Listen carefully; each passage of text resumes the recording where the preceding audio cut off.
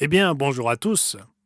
Monsieur Rod McNair a enregistré un peu plus tôt dans la journée une émission télévisée intitulée Vous pouvez survivre à l'effondrement à venir, dans laquelle il propose notre brochure Le peuple de Dieu et la dîme. Il n'est pas demandé aux gens de nous envoyer leur dîme, mais nous espérons évidemment que certains obéiront d'abord à Dieu, puis concluront par eux-mêmes où Dieu œuvre. Pour les jours des pains sans levain, M. Douglas Winnell doit se rendre au Texas et en Californie, et M. Wakefield se rendra en Floride. Certains d'entre nous voyageront pendant la première ou la dernière partie de ces jours.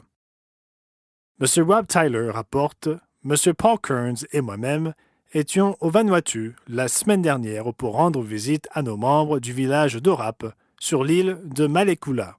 Nous avons été accueillis par notre ancien local, M. Jerry Sam, et son épouse Colette.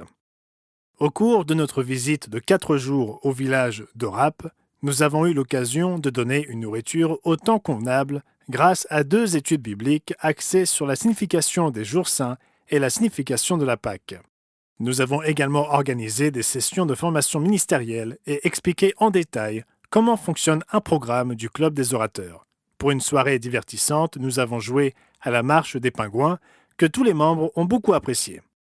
Je ne sais pas exactement à quoi ressemble l'activité, mais cela semble plutôt intéressant.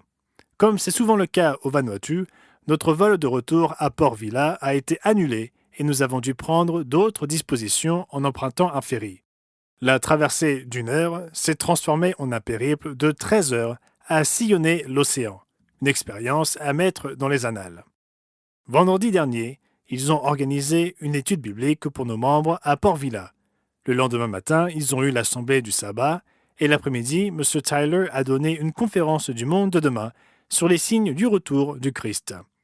Il a rapporté plus tard que 48 personnes avaient assisté à la conférence, dont une dizaine d'invités.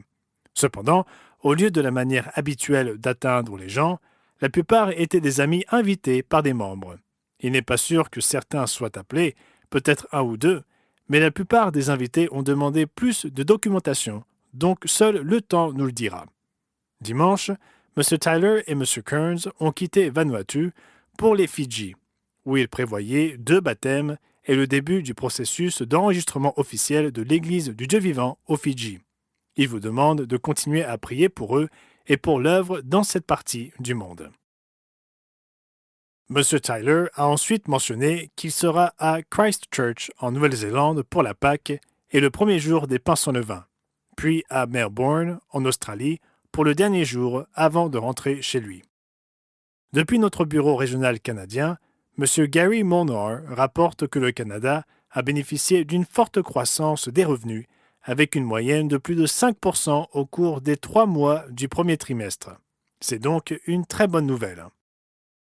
M. Peter Nathan nous fait part, depuis le Royaume-Uni, d'un défi auquel nous sommes confrontés et que vous pouvez ajouter à vos prières.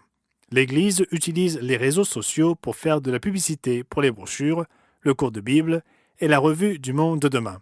Cela se fait en français, néerlandais, allemand et anglais. Cette approche, au XXIe siècle, peut être comparée à celle de la sélection du Reader's Digest au milieu du XXe siècle. C'est une manière peu coûteuse de mettre le message de l'Évangile entre les mains des gens. Récemment, un changement dans le processus d'acceptation des cookies dans certaines langues a eu un effet très négatif. Je vais maintenant vous donner un petit aperçu de la situation. Les sites sur la toile utilisent ce que l'on appelle des cookies pour exécuter divers programmes. Ils recueillent également des informations statistiques et font du marketing. Certains cookies sont utiles à l'utilisateur, c'est-à-dire vous et moi. D'autres sont utiles uniquement pour le site Internet lui-même. Dans ce dernier cas, ils peuvent aider la toile à définir ce qui est efficace de ce qui ne l'est pas. L'Union européenne dispose d'une politique appelée RGPD qui stipule que vous devez donner aux gens la possibilité d'accepter, de refuser ou de personnaliser les cookies que vous voulez utiliser. Comme de nombreuses personnes ne comprennent pas ce que cela signifie, elles se contentent de cocher la case « Refuser ». Sans entrer dans les détails techniques, cette politique imposée par le gouvernement a eu un impact négatif dans notre œuvre et beaucoup d'autres organisations. M. Nathan poursuit, Le résultat est une chute drastique des taux de réponse. Notre département des médias à Charlotte cherche un moyen de contourner le problème, mais nous n'avons pas le contrôle total. À ce jour, le nouveau processus n'a pas affecté les plateformes en français et en anglais, mais une généralisation est prévue. Vos prières pour que notre Père nous guide et nous donne la sagesse nécessaire pour résoudre ce problème sont les bienvenues. Voici donc Gerald Weston pour l'Église du Dieu vivant, pour la semaine se terminant le 12 avril 2025. Dans un jour ou deux, où que vous soyez, quand vous entendrez ceci, nous aurons la Pâque et la soirée mémorable, et nous commencerons les jours des pains sans levain. Je vous souhaite donc une merveilleuse Pâque, un merveilleux sabbat, une merveilleuse soirée mémorable, et des jours des pains sans levain très profitables.